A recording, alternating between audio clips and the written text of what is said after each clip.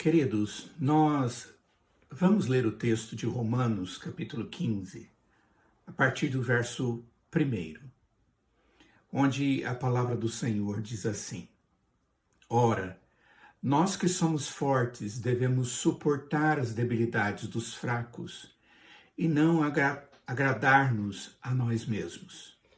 Portanto, cada um de nós agrade ao próximo no que é bom para a edificação. Porque também Cristo não se agradou a si mesmo. Antes, como está escrito, as injúrias dos que te ultrajavam caíram sobre mim. Pois tudo quanto outrora foi escrito para o nosso ensino, foi escrito a fim de que pela paciência e pela consolação das Escrituras tenhamos esperança. Ora, o Deus da paciência e da consolação vos conceda o mesmo sentir de uns para com os outros, segundo Cristo Jesus, para que, concordemente e a uma voz, glorifiqueis ao Deus e Pai de nosso Senhor Jesus Cristo. Portanto, acolhei-vos uns aos outros, como também Cristo nos acolheu para a glória de Deus.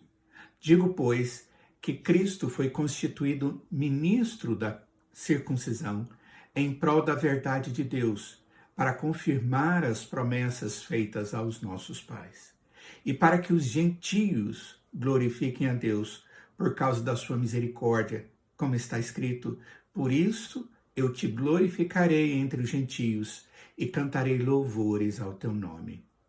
E também diz: alegrai-vos, ó gentios, com o seu povo. E ainda, louvai ao Senhor, vós todos os gentios, e todos os povos o louvem. Também Isaías diz: haverá a raiz de Jessé, aquele que se levanta para governar os gentios, nele os gentios esperarão. E o Deus da esperança os encha de todo gozo e paz no vosso crer, para que sejais ricos de esperança no poder do Espírito Santo. Vamos orar. Senhor, a tua palavra é verdade que nos orienta e conforta. Ó Deus, essa tem sido a verdade que temos conhecido, Senhor. E queremos pedir, ó Deus, que o Senhor venha mais uma vez, através do teu Espírito, iluminar-nos, para que possamos compreender corretamente a tua palavra, para que possamos viver adequadamente uns com os outros e, acima de tudo, como igreja que te adora e serve uns aos outros. Em nome de Jesus. Amém. Queridos, quando pensamos nos desafios promovidos por Deus até hoje, na nossa história, nós percebemos que até aqui o Senhor nos conduziu. E agora nós devemos olhar para as possibilidades preparadas por Deus para nós, o seu povo. Quando nós olhamos, por exemplo, um pouco atrás no texto de Romanos, no capítulo 8, Paulo afirma as consequências da obra perfeita de Cristo. Ele fala da ênfase na obra de Cristo Jesus como obra perfeita, completa, eficaz. Obra essa que nos dá a convicção da vitória, não futura simplesmente, mas agora e no futuro. O apóstolo Paulo afirma que já somos mais que vencedores. Vencedores sobre todas as coisas, diz ele, sobre a morte, a vida, os anjos, os principados, as dimensões, as criaturas. Isso é dito em Romanos capítulo 8, verso 37 ao 39. A pergunta é: o que isso deve promover em minha vida, na sua vida, daqui para frente? Como devemos viver a partir dos eventos que estão acontecendo na nossa história? Se nós continuarmos a leitura do texto, como em todo o seu conteúdo, nós veremos que o apóstolo Paulo apresenta a liberdade que nós temos em Cristo. Ele mostra uma liberdade que Cristo nos traz do pecado, das obrigações cerimoniais. E agora ele vai afirmar de algo que deve ser uma liberdade para servir, uma disposição para fazê-lo. Interessante porque nós normalmente, comumente na sociedade em que vivemos, nós pensamos ou não tratamos o serviço como uma liberdade. Nós tendemos a pensar que se você está livre, então você não tem que servir. Nós tendemos a pensar que se eu estou livre, significa que outros estão preparados para me servir. A razão para esse ensino em Romanos capítulo 8, que nós lemos com o apóstolo Paulo, e depois o capítulo 15, aponta para Cristo Jesus, o Santo Filho de Deus, o Deus que retirou-se do seu esplendor do céu para vir e nos servir. E agora ele te chama para ir e a fazer a mesma coisa, servir aos outros. O texto propõe a ideia de estarmos unidos a Cristo em um chamado para sair e servir aos outros. Como é que isso se dá? É sobre isso que Paulo diz. Nos versos 1 e 2, ele faz a ênfase que devemos servir aos outros. Ele diz, ora, nós que somos fortes, devemos suportar os debilitados, aqueles que têm a fraqueza, e não agradar-nos a nós mesmos. E ele continua, portanto, cada um de nós agrade ao próximo no que é bom para a edificação. Esses dois versos é como se fosse uma síntese de tudo que Paulo descreveu no capítulo anterior. No capítulo 14, ele advertiu para que o crente forte parasse de julgar os fracos, como também para os fracos não julgarem os fortes.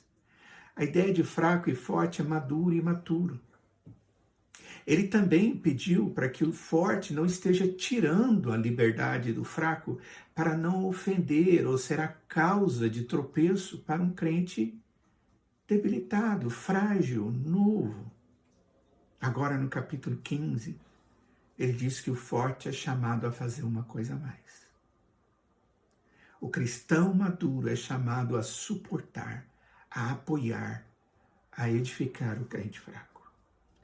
O cristão é chamado a crescer, não apenas para que ele possa se olhar e se ver no espelho espiritual e admirar os seus músculos espirituais, mas para que ele possa ser um instrumento para ajudar e servir aqueles que estão fragilizados por circunstâncias ou até pela imaturidade. O problema, amados, é que nós vivemos no tempo da satisfação pessoal. Paulo diz que não devemos agradar a nós mesmos. E isso contrasta com um sistema mundial que diz, cuide-se, tome conta do que é seu, proteja-se dos outros, cuide-se sozinho. Um individualismo absurdo, extremo, mas real.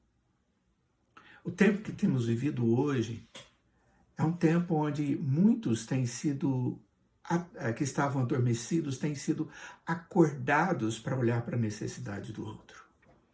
Contudo, mais do que qualquer outro grupo de pessoas, a Igreja do Senhor Jesus já foi alertada para isso desde o início. Não só aqui na carta de Paulo aos Romanos, mas em outros momentos na própria palavra de Deus no Antigo Testamento. O argumento do apóstolo Paulo agora olha para Cristo Jesus. Ele diz, olha, é o serviço aos outros e o exemplo que nós devemos ter é Cristo e a atitude de Cristo. Ele diz no verso 3 e no verso 4, porque também Cristo não se agradou a si mesmo. Antes, como está escrito, as injúrias dos que te ultrajavam caíram sobre mim, porque tudo quanto outrora foi escrito para o nosso ensino, foi escrito a fim de que pela paciência e pela consolação das Escrituras tenhamos esperança. Olha a sequência que existe. No verso 1 diz, não devemos agradar a nós mesmos. No verso 2 diz, cada um de nós agrade ao próximo no que é bom para a edificação. E no verso 3 diz, também Cristo não agradou a si mesmo. dá ordem, mostra o que deve ser feito e diz, como Cristo. O modelo. Nosso exemplo sempre será Cristo. Aquilo que ele fez, aquilo que ele é e aquilo que ele executou. Todo o ministério de Jesus no meio dos homens foi servir os outros. Ele não nasceu para desfrutar dos prazeres. Ele poderia ter continuado a desfrutar de todos os prazeres do céu, mas ele resolveu servir os outros, em vez de seus próprios prazeres. Cristo escolheu tomar as penalidades do mundo sobre si mesmo. E ele fez isso pela sua igreja. Ele fez isso, como Paulo nos diz, para nos servir. Agora, Paulo cita uma passagem messiânica do Antigo Testamento. Salmo 69, verso 9, onde ele diz, pois o zelo da sua casa me consumiu, e as injúrias dos que te ultrajam caem sobre mim. O Evangelho de João, no capítulo 2, verso 17, nos diz que depois que Jesus limpou o templo daqueles cambistas que faziam negócios dentro da casa do Senhor, os discípulos se lembraram desta passagem como sendo uma imagem do zelo que foi demonstrado em Jesus a partir deste mesmo salmo. Paulo diz que quando éramos inimigos de Deus, Cristo morreu para nos salvar.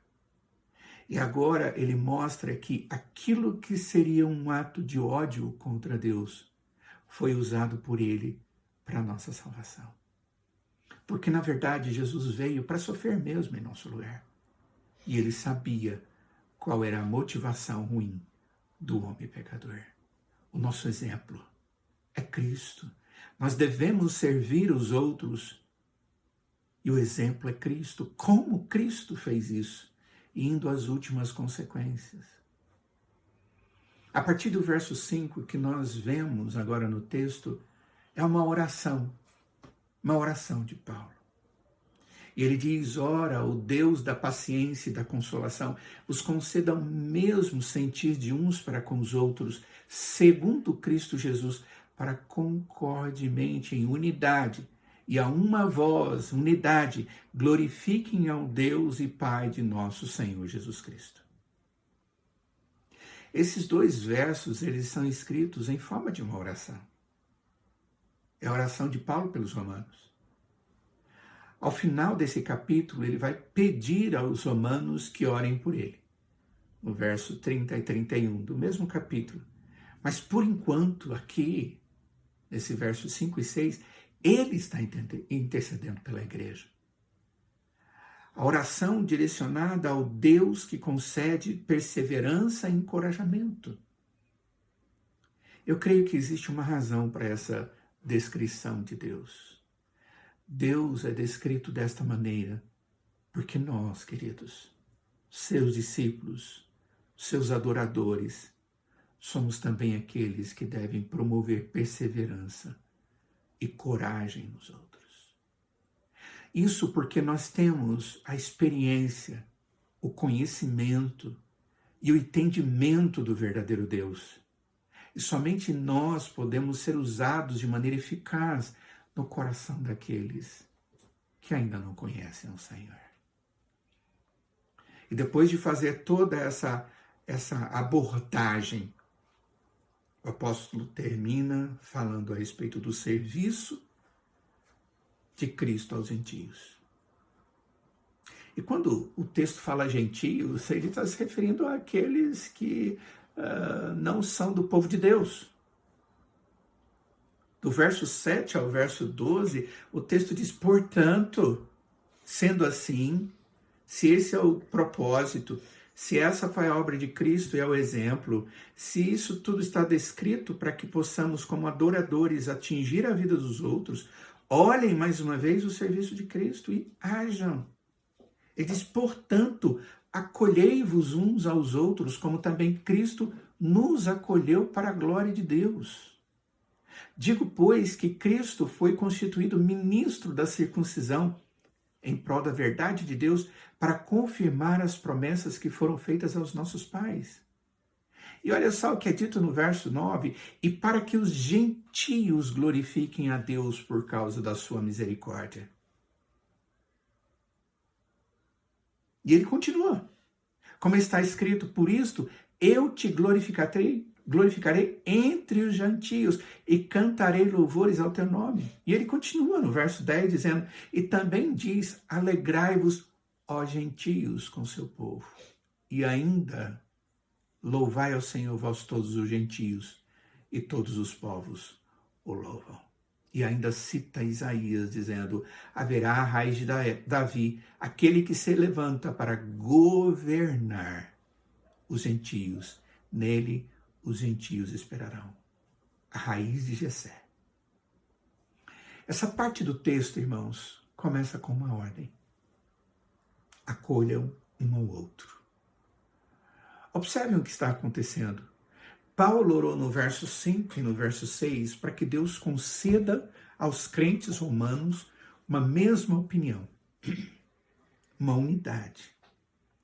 E ele determina que eles aceitem um ao outro. No versos 5 e 6 ele diz: queira Deus que vocês sejam da mesma mente.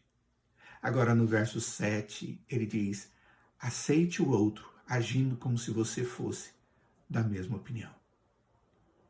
Esta orientação de Paulo ocorreu porque a igreja era formada por pessoas diferentes.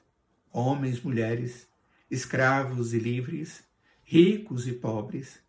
Mas a maior barreira de divisão que existia entre as pessoas na questão religiosa aqui era a diferença entre judeus e gentios. Paulo mostra que o plano de salvação de Deus envolve todas as pessoas. Isso fica claro nos versos 8 e 9. Jesus é Deus de judeus e gentios que creem nele. O que determina ser servo de Deus não é o fato de ser judeu ou gentio, mas é a fé em Cristo. Paulo vai citar 4 passagens do Antigo Testamento numa rápida sucessão para mostrar que o Antigo Testamento promoveu, ou melhor, prometeu, que os gentios se tornariam parte do povo escolhido de Deus. Ele cita o Salmo 18, 49. Glorificar-te-ei, porque entre os gentios ao Senhor, e cantarei louvores ao teu nome. Depois ele cita Deuteronômio 32, 43. Louvai, ó nações, nações, o seu povo. Depois ele cita o Salmo 117, verso 1. Louvai o Senhor, vós todos os gentios, louvai-o todos os povos. E ele termina com Isaías. Naquele dia, recorrerão as nações à raiz de Jessé, que está posta por estandarte dos povos. A glória lhe será a morada. O povo de Deus, a igreja do Senhor Jesus, tem uma importante tarefa fora da igreja, como dentro da igreja. A igreja do Senhor Jesus, ela é instrumento nas mãos de Deus. E é exatamente isso que Paulo nos fala no verso 13. Ele diz: o Deus da esperança vos enche de todo gozo, de toda alegria e paz no vosso crer, para que sejais ricos de esperança no poder do Espírito Santo. No verso anterior, ele terminou com uma referência à esperança. Ele falou da raiz de Jessé, se referindo a Jesus, e como nele os gentios têm esperança. Irmãos, a esperança é uma das partes mais importantes da nossa fé cristã. Cremos naquilo que Cristo realizou no passado. Temos fé na obra de Deus que está sendo feita hoje. E estamos na esperança de que esse Deus maravilhoso trará a continuidade e consumação da esperança que ele mesmo prometeu. Paulo está falando da bênção aqui, da bênção de Deus. Ele já havia orado pelos crentes em Roma, mas agora ele ora para que o Deus da esperança lhes conceda a riqueza da esperança. A pergunta é: como Deus nos enche de esperança no tempo da adversidade? Como Deus nos enche de esperança no meio do medo, no meio do luto, no meio da falta de coisas? Ele, diz o texto, ele enche-nos de todo gozo e paz na nossa fé. Isso é apenas uma forma bem abreviada, simples, de dizer que o próprio Deus enche com o seu Espírito a nossa vida, para que esse mesmo Espírito produza os frutos em nossa vida. Queridos, a alegria, ela vai além das circunstâncias, porque ela está baseada na esperança das promessas de Deus. Na confiança que Deus me dá através da sua graça, de que as promessas de Deus se cumprem. Deus, com o seu Espírito, promove isso na vida daqueles que são seus. E nós precisamos, como igreja do Senhor Jesus, levar as pessoas que são gentios a conhecerem o Deus da esperança, para que possa existir gozo, fé e esperança na vida deles também. Queridos, nós não podemos esperar neste mundo aquilo que só podemos experimentar plenamente na comunhão eterna de Deus. Como nós podemos aplicar isso, amados? Nossa expectativa, ela deve estar firmada nas orientações da palavra de Deus. Somos mais do que vencedores em Cristo. Por isso, não devemos viver com medo, pois Deus nos conduziu e conduzirá em triunfo. Pois eu estou bem certo de que nem morte, nem vida, nem principados, nem potestades, e há uma lista, Paulo diz, poderá nos separar do amor de Deus que está em Cristo Jesus. Nós somos vencedores. E nós temos agora a função de fazermos diferença na vida daqueles que estão fragilizados, naqueles que são frágeis pelas circunstâncias que são adversas, como pela realidade de serem novos na fé. Se nós tivermos em algum momento ausência de entendimento de como fazer isso, o apóstolo Paulo diz: volta os seus olhos para Cristo. Ele é o nosso exemplo. Ele nos chamou a, aprendendo com ele, fazer as mesmas coisas. Nós não podemos dizer, não sabemos o que fazer. Só podemos dizer, Senhor, abra os nossos olhos para que, olhando para a tua Escritura, possamos aprender com Cristo como amar as outras pessoas e como ajudar as pessoas no tempo da desventura. Mas para que isso ocorra, amados, nós mesmos precisamos ter os nossos olhos fitos no Deus de toda graça. Para que o nosso testemunho não seja simplesmente um testemunho de religiosidade, mas seja um testemunho de intimidade com Deus, de fé verdadeira, pois a nossa esperança, que é Deus, jamais falha. Vamos orar. Ó Deus, vivemos, e o Senhor bem sabe, pois o Senhor quem permitiu tempos difíceis. Mas o Senhor tem sido a alegria e a paz do teu povo. O Senhor é o Deus que traz para nós, ó Pai, o olhar para as coisas que o Senhor já nos deu, aquilo que o Senhor é na nossa vida hoje, e volta os nossos olhos para a eternidade, nos dando esperança. Ó Deus, esse texto diz que devemos cuidar dos que são mais frágeis. Nós temos irmãos na fé que são frágeis.